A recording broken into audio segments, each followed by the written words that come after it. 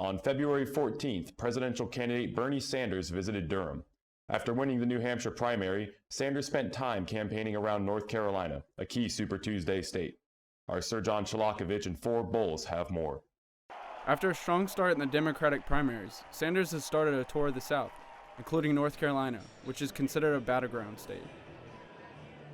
Sanders' speech was preceded by Durham Mayor Jillian Johnson, activist LaTondra Strong, as well as Nita Allen, the first elected Muslim in North Carolina, and the North Carolina Democratic Party vice chair. Pierce Freeland, professor and social entrepreneur, also endorsed Sanders' campaign, as well as esteemed actress and activist Susan Sarandon. Former Ohio State Senator and Sanders' national campaign co-chair Nina Turner delivered a rousing speech that highlighted issues of class struggle and race relations, firing up the crowd at the Durham Convention Center. North Carolina, answer me this. How do we go from yes we can to no we can't? Hello, sir. We will reform a legal system that is corrupt and immoral and racist. We will legalize marijuana. Women will get their whole damn dollar. We will have a moral immigration system. Although he lost the state in 2016, Sanders is coming in as the frontrunner this time, with significant momentum after Iowa and New Hampshire. We won the popular vote in Iowa. We won the New Hampshire primary. And I'm getting the very strong feeling that we're going to win here in North Carolina. Sanders stressed the importance of establishing a single-payer universal health care system in the United States. We spend about $11,000 for every man, woman, and child.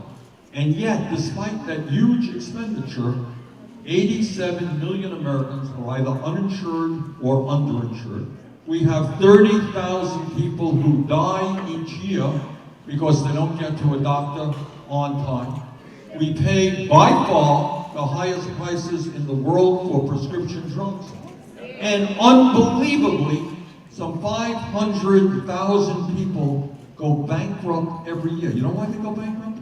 Because they have cancer or they have heart disease and they can't afford to pay off their medical debt.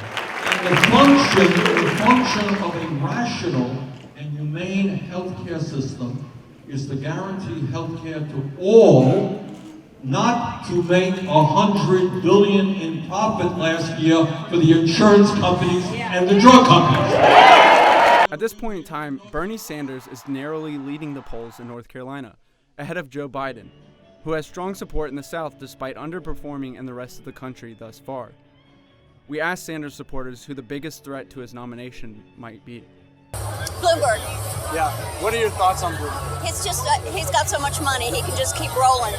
It's Pete Buttigieg. Okay. At this point, I would say Bloomberg. It would still be biting a little bit, but Bloomberg is sweeping in, and you never know what a candidate can buy, who they can buy, and he's been making, all these leaps and just buying stuff. So I've never even seen him in the debate. So scared to nominate a progressive, and I feel like Bloomberg and Buttigieg, being in the same primary, it's going to split the ticket ultimately. And although Sanders is leading in numerous polls nationally, he is facing strong competition from Pete Buttigieg and Mike Bloomberg, a newcomer to the race. I don't see how another, extremely wealthy guy from New York is going to resonate with people who are, we're trying to defeat Trump and vote him out. Yeah.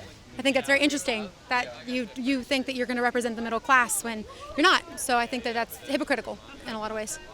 I mean, yesterday I saw two articles, one on Raleigh News and Observer, and it said the headline was Biden slides, another candidate, is in the, is like moving ahead or something like that, continues to gain.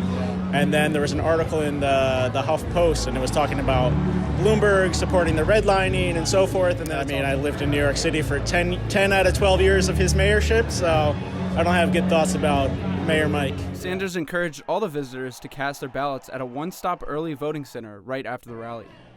We're here in front of the Durham Convention Center, where Bernie Sanders has just finished his rally. People are already on their way over to the Criminal Justice Center, where they are set to early vote. Bernie Sanders is also set to speak in Charlotte later this afternoon, and later this evening he will be in Dallas. For MU Reports, Ford Bowles.